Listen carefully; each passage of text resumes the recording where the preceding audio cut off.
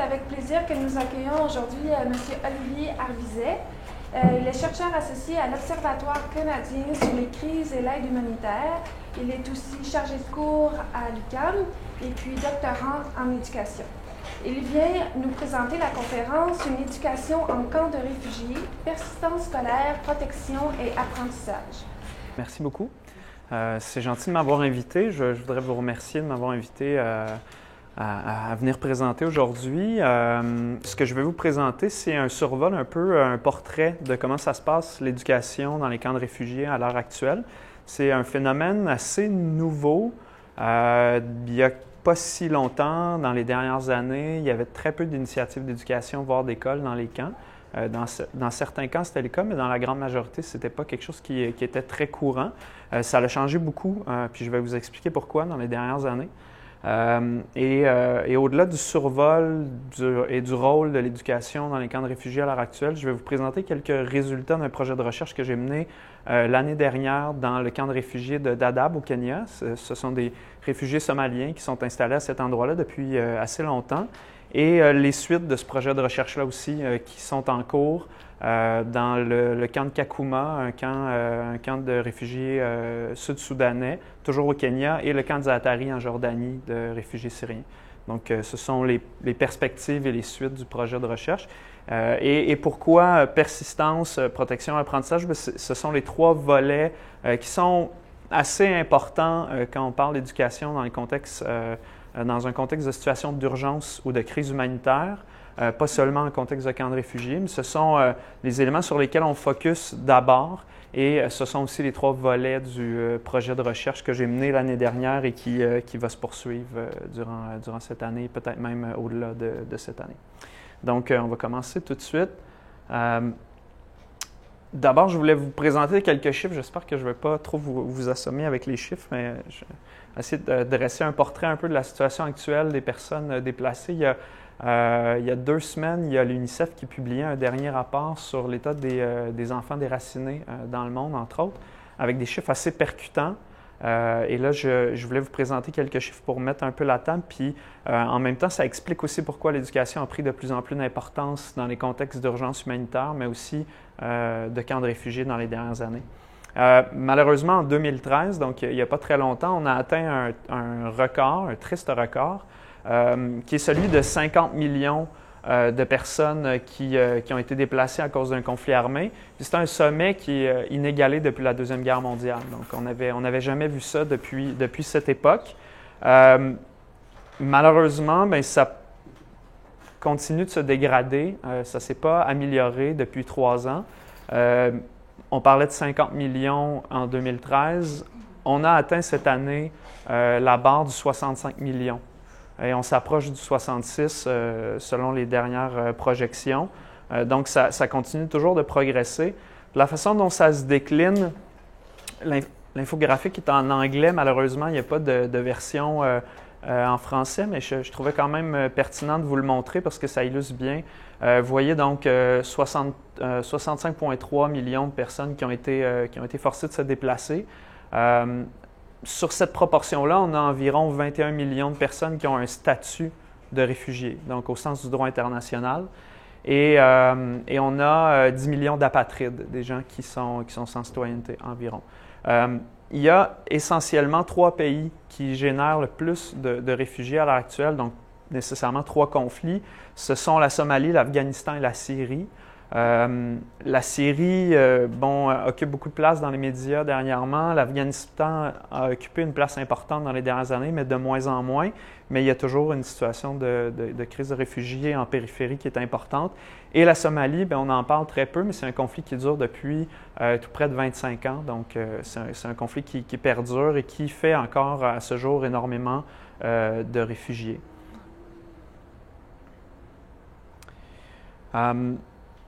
Donc, Le rapport que je mentionnais tantôt de l'UNICEF, qui a été publié il y a 2 semaines, faisait état de 50 millions d'enfants déracinés. Là, dans cette définition-là, quand on parle de déracinés, on parle de réfugiés, on parle de migrants qui ont dû fuir à cause de persécutions ou de conflits. On parle aussi d'enfants qui sont déplacés à l'intérieur même d'un pays en situation de conflit, ce qu'on appelle des déplacés internes. Donc, ça englobe toutes ces catégories et pour arriver à ce chiffre. Quelques proportions, ce que ça représente de façon plus concrète, c'est-à-dire qu'il y a un enfant sur 200 dans le monde qui est un réfugié, qui a le statut légal, et près d'un enfant sur 3 qui vit hors de son pays de naissance, c'est un réfugié. Donc, c'est une proportion importante des gens qui ont migré vers un autre pays. Donc, un tiers sont ou ont déjà été des réfugiés. Il y a 2 fois plus d'enfants réfugiés depuis la dernière tranche de 10 ans. Là. Donc, 2005 à 2015, là, ça l'a doublé. Donc, les conflits s'accentuent, se multiplient, sont de plus en plus complexes, durent de plus en plus longtemps aussi. Des fois, on a l'impression que la situation s'améliore, mais en fait, de ce côté-là, elle semble se détériorer depuis quelques années.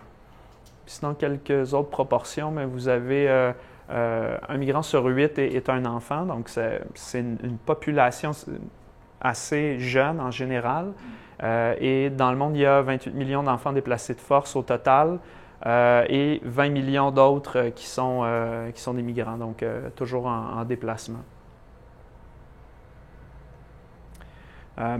Maintenant, c'est le portrait des populations déplacées ou réfugiés, mais plus particulièrement aussi des enfants qui se trouvent dans cette situation-là. Et parallèlement à ça, depuis quelques années, il y a toute une réforme qui s'opère tranquillement, pas vite, au sein de la communauté internationale en matière d'éducation. Donc là, je vous amène un peu en parallèle de ce qu'on vit en termes de population déplacée, de réfugiés. La communauté internationale s'est penchée sur la question de l'accès à l'éducation dans les dernières années avec le projet que certains peut-être connaissent qui s'appelle l'Éducation pour tous, qui est un projet mis de l'avant par les Nations unies, qui s'est terminé l'année dernière. C'est un des objectifs du millénaire qu'on s'était fixé, un des objectifs de développement du millénaire. Donc, le projet débutait en 2000, s'est terminé 15 ans plus tard, en 2015, et là, on vient de terminer la période où on était à faire le bilan de l'éducation pour tous. Ça visait surtout à donner accès à une éducation de qualité à l'ensemble des enfants et des adolescents de la planète. Il y a encore beaucoup de travail à faire. Malheureusement, il y a beaucoup de pays qui ont raté les cibles pour atteindre l'éducation pour tous. Et une des raisons importantes, c'est les conflits armés. C'est une des raisons importantes qui empêche toujours beaucoup d'enfants et d'adolescents d'accéder à l'éducation et par conséquent à certains pays d'atteindre les cibles de l'éducation pour tous. Donc, je voulais vous présenter juste rapidement pour mettre un peu le contexte les rapports qui nous sont parvenus en fait des Nations unies sur l'éducation pour tous. Essentiellement, ce que je viens de vous dire, c'est des conclusions qui sont extraites de ces rapports-là et on est à penser l'après-éducation pour tous à l'heure actuelle avec la déclaration d'Incheon, Éducation 2030, où là, on souhaite davantage poursuivre le travail de scolarisation, donc d'accès à l'éducation, mais mettre davantage l'accent sur la qualité de l'enseignement, de l'apprentissage pour les élèves et de poursuivre pas seulement le projet d'éducation pour tous avait pour focus surtout l'éducation au niveau primaire et là dans le projet d'éducation 2030, on souhaite se concentrer au-delà du cycle du primaire, donc le secondaire et ultimement le post-secondaire. Dans le rapport, on mentionne que les conflits demeurent un obstacle majeur à la scolarisation, comme je vous ai rapporté tantôt. Si on regarde un peu les chiffres on ne voit pas la légende derrière la petite bande, mais en bleu, vous avez 2002, si ma mémoire est bonne, puis en blanc, vous avez 2012. Donc, pour cette tranche de 10 ans, il y a une augmentation, en fait, des enfants non scolarisés en zone de conflit. Pour ce qui est de l'Afrique, c'est stable, mais pour ce qui est des autres régions, il y a une augmentation assez considérable. Donc, comme je vous disais, la situation semble se détériorer et c'est une des raisons pourquoi l'éducation prend de plus en plus de place dans les camps de réfugiés. C'est à cause de cette problématique d'accès qu'on a constatée avec le projet d'éducation pour tous et cette barrière importante que sont les conflits armés qui persistent et qui s'accentuent. Pour pallier à ce problème-là, il y a justement eu une réforme au secteur de l'aide humanitaire des Nations unies en 2007. Et cette réforme-là visait à intégrer l'éducation aux services humanitaires, en fait, en situation de crise. Normalement, on a le logement sécuritaire, la santé et la nourriture, qui sont les trois domaines humanitaires de base dans une intervention. Et puis, depuis 2007, on a un quatrième pilier de l'intervention humanitaire qui est l'éducation. Donc, comme je vous disais en introduction, il n'y a pas si longtemps, c'était quand même pas très commun d'avoir des écoles ou des initiatives d'éducation dans les camps. Il y a des camps qui étaient installés depuis de nombreuses années en avaient, où les communautés d'accueil s'organisaient. Parfois, c'était des écoles des villages voisins qui accueillaient les élèves qui sont réfugiés. Mais de plus en plus, en fait, depuis 2007, c'est systématique. Dès qu'il y a l'ouverture d'un camp de réfugiés, on commence tout de suite à mettre sur pied des initiatives d'éducation, que ce soit informel au départ, puis ensuite on transforme le système en système d'éducation davantage formel. Dans les cas complètement formels, avec des collaborations avec les ministères d'éducation des pays d'accueil, ce n'est pas toujours le cas, c'est vraiment à la pièce, ça dépend vraiment, ça varie beaucoup d'un pays à l'autre. Mais donc, dès le départ, dès qu'on installe les cliniques, dès qu'on commence à faire la distribution alimentaire, on débute le processus de recensement des enfants. On s'affaire à organiser des groupes d'âge, voir quel genre de capacité on aurait besoin en termes de ressources humaines, donc en enseignants, enseignantes, et en termes de bâtiments, d'espace pour ouvrir des écoles. Donc, ça se fait de plus en plus rapidement. Avant, c'était quelque chose qui s'installait plus de façon écologique avec le temps parce que c'était une demande souvent des réfugiés, une collaboration qui s'installait avec la communauté d'accueil. Ce que ça a changé, c'est que normalement, vous avez une crise humanitaire, donc que ce soit un conflit ou une catastrophe naturelle. Là, quand on parle de situation de réfugiés assez prolongée, on parle surtout dû à un conflit armé. Donc, vous avez tout de suite après la crise, la phase d'urgence humanitaire aiguë. Et là, normalement, c'est à ce moment-là qu'on instaure les cliniques médicales, la distribution alimentaire, qu'on fournit des tentes pour fournir un logement sécuritaire. Puis ensuite, vous avez une phase de transition pour arriver à une phase de développement. Typiquement, il y a quelques années, l'éducation intervenait beaucoup plus tard dans le processus, surtout dans la phase de développement. Mais maintenant, avec la réforme, l'éducation intervient dès la phase de crise humanitaire et c'est ce qu'on appelle l'éducation en situation d'urgence, en situation d'urgence humanitaire, si on veut, tout au long. Donc, qu'est-ce que c'est exactement? Bien, c'est une intervention nécessaire dans un contexte de crise. Donc, on change un peu le rôle et la perception qu'on a de l'éducation. Il n'y a pas si longtemps, l'éducation était surtout un outil de développement social et économique. Dans un contexte comme ça, en fait, l'éducation devient surtout un outil de protection des enfants et des adolescents aussi, à plusieurs égards. Ça joue à plusieurs niveaux. Quand on parle de protection, on parle très simplement et très évidemment de protection physique. Par exemple, si les enfants passent la journée à l'école, ils sont plus en sécurité en général que si ils ne passent pas la journée au complet à l'école. Donc déjà là, il y a un facteur intéressant, mais en plus, quand on réalise des apprentissages, on est en mesure de penser par nous-mêmes et éventuellement de se défendre par rapport à certaines menaces. Entre autres l'endoctrinement ou la criminalité, le travail des enfants, l'exploitation sexuelle. Il y a plein de menaces auxquelles on pourrait penser qui peuvent survenir, en particulier pour des populations vulnérables qui sont dans un camp de réfugiés. Et donc, à long terme, l'éducation protège aussi lorsqu'on apprend. Mais très concrètement, dès que les enfants débutent l'école, ils sont relativement davantage en sécurité. Donc, c'est le rôle que le Haut-Commissariat des Nations unies pour les réfugiés souhaite pour l'éducation dans les camps. Donc, c'est vraiment le rôle primaire. Je me fais souvent poser la question pourquoi l'éducation en situation de crise humanitaire?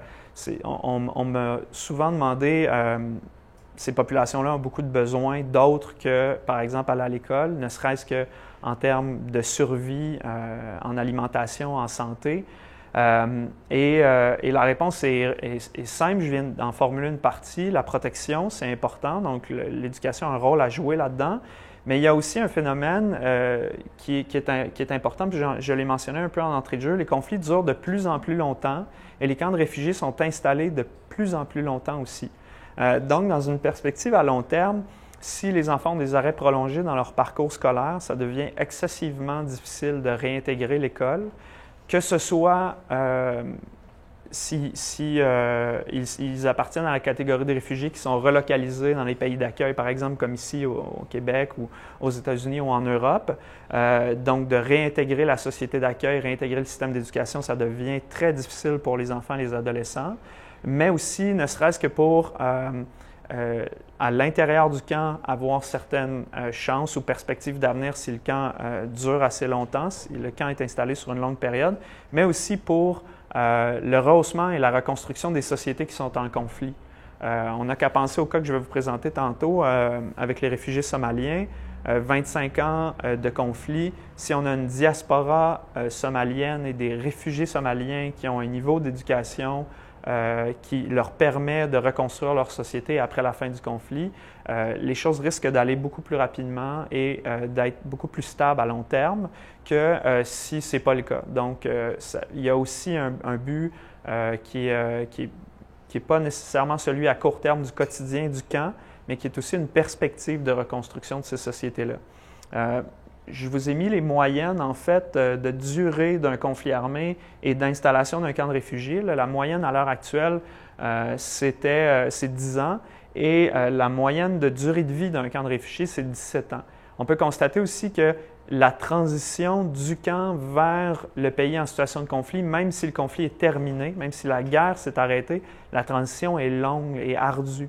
Des populations qui se sont déplacées sur des longues distances, qui ont tout perdu, qui ont vécu en situation d'urgence humanitaire pendant de nombreuses années, c'est excessivement difficile pour elles de réintégrer leur pays d'origine. Et donc, ce retour, souvent, prend plusieurs années. On constate l'écart de 7 ans dans la moyenne de durée de vie d'un camp par rapport à un conflit armé. Donc, encore là, l'éducation a un rôle majeur à jouer dans ce processus de réinstallation-là, que ce soit ailleurs, à l'étranger, ou de retour dans le pays d'origine après la guerre. Donc,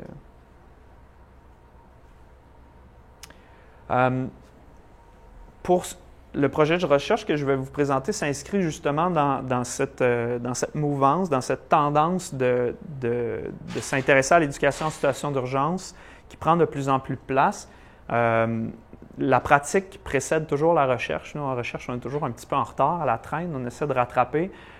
Donc, ça fait depuis 2007, donc bientôt presque 10 ans, que les praticiens sont habitués à l'éducation en situation d'urgence, mais les chercheurs traînent encore. Donc, il y a beaucoup de travail à faire pour augmenter nos connaissances de ces initiatives-là, des pratiques sur le terrain, pour ensuite éventuellement produire des connaissances qui pourront les améliorer.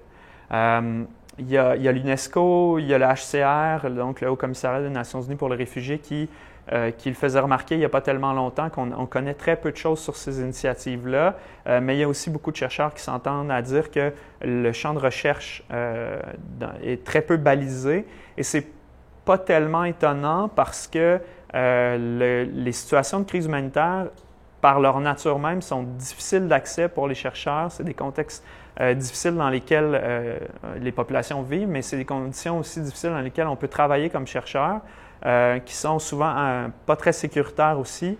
Et malheureusement, les chercheurs ont souvent tendance à prendre des objets de recherche qui sont à leur portée, qui sont plus faciles. Donc, il y a très peu de chercheurs qui s'intéressent à ça ou qui se découragent en cours de route et leurs intérêts finissent par se diriger un peu ailleurs parce que, justement, c'est un contexte difficile dans lequel on peut faire de la recherche, mais tout de même absolument nécessaire. Donc, je voulais vous présenter deux cas, plus particulièrement des résultats qui viennent du cas de Dadaab pour le projet de recherche dont j'ai fait une petite présentation en introduction. Donc, ça concerne surtout la persistance scolaire, donc tout ce qui a trait à l'absentéisme et au décrochage.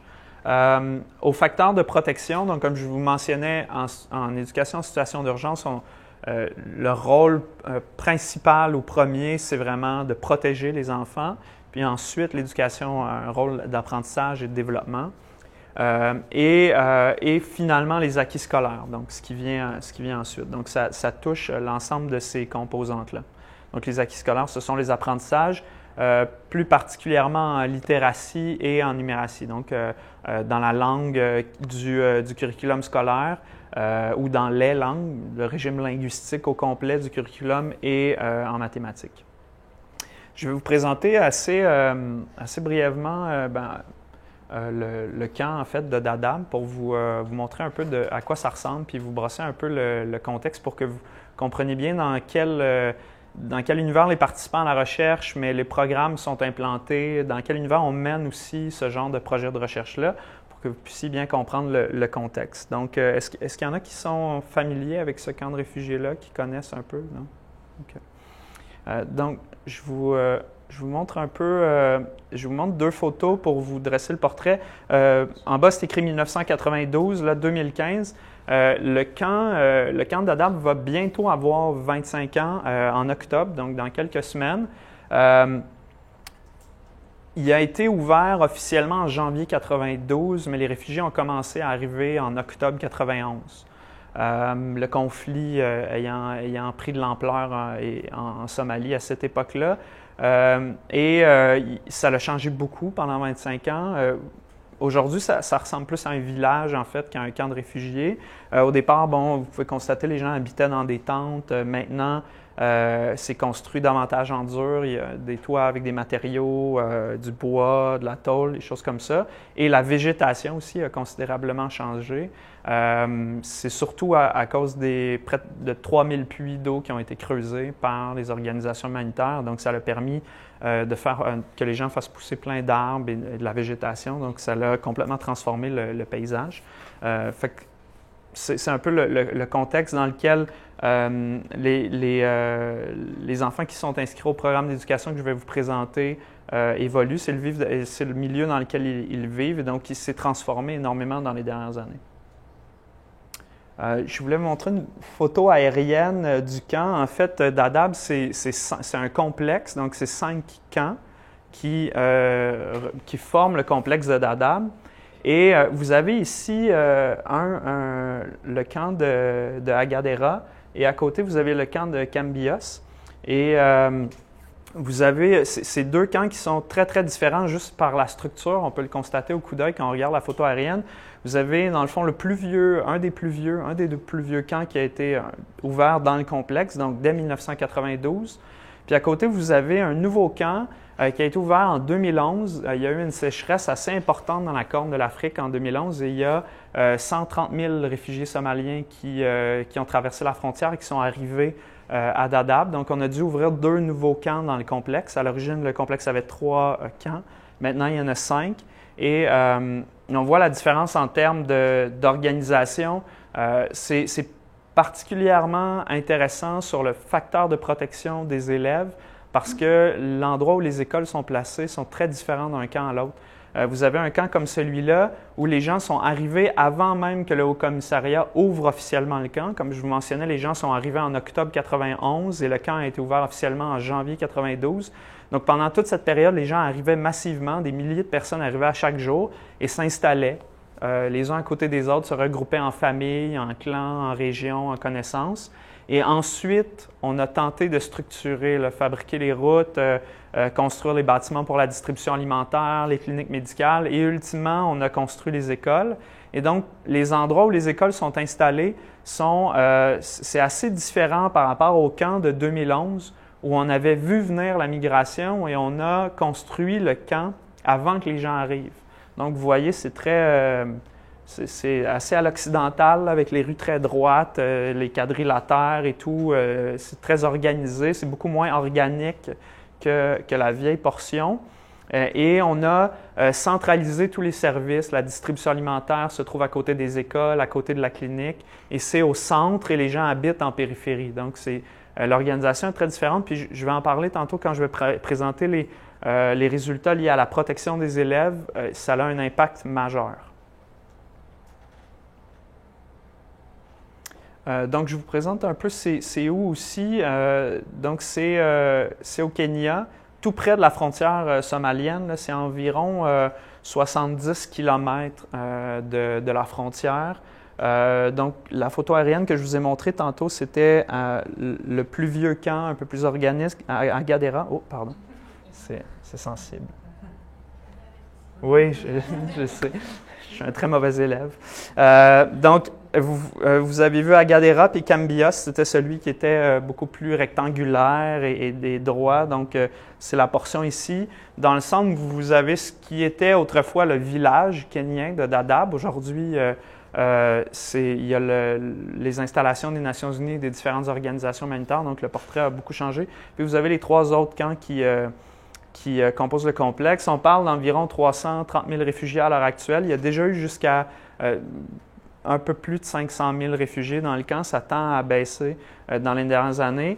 La large majorité sont d'origine somalienne, mais il y a des Yéménites. Le conflit au Yémen s'accentue. Il y a des gens qui font la migration jusqu'au Kenya du Yémen, qui est un très, très long parcours et qui nécessite aussi de traverser une partie de la Somalie qui est toujours en conflit.